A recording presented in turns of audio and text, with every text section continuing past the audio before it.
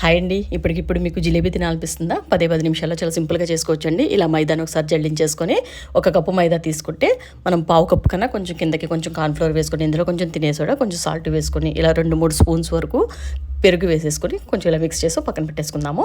ఇప్పుడైతే బెల్లాన్ని కొంచెం ఇలా కరగబెట్టేసుకొని, దీన్ని ఒకసారి వడగట్టుకుందామండి. ఇలా వడగట్టిన దాంట్లో కొంచెం యాలకుల పొడి వేసేసుకొని, దీంట్లోనే కొంచెం లెమన్‌ని స్క్వీజ్ చేసేసుకొని, జస్ట్ దీని కన్సిస్టెన్సీ లైట్‌గా జిగురుగా ఉండేలాగా మనం మరగపెట్టుకుంటే పాకం సరిపోతుందండి.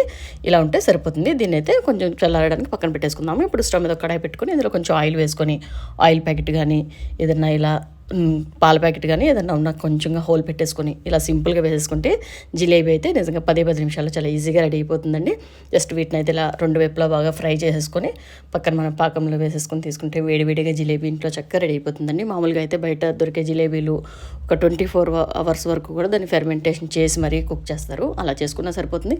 కానీ ఇలా తీసుకునే జిలేబీ కూడా చాలా బాగుంటుంది. 10 నిమిషాలు నానబెట్టుకుని కూడా మనం చాలా ఈజీగాను ఇలా రెడీ చేసుకోవచ్చు.